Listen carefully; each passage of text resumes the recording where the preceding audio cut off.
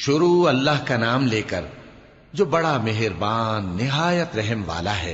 ए पैगंबर सल्लल्लाहु अलैहि वसल्लम, जब मुनाफिक लोग तुम्हारे पास आते हैं तो अजराहे निफाक कहते हैं कि हम इकरार करते हैं कि आप बेशक अल्लाह के पैगंबर हैं, और अल्लाह जानता है कि दर हकीकत तुम उसके पैगंबर हो, और अल्लाह जाहिर किए देता है कि मुनाफिक यकीनन झूठे हैं।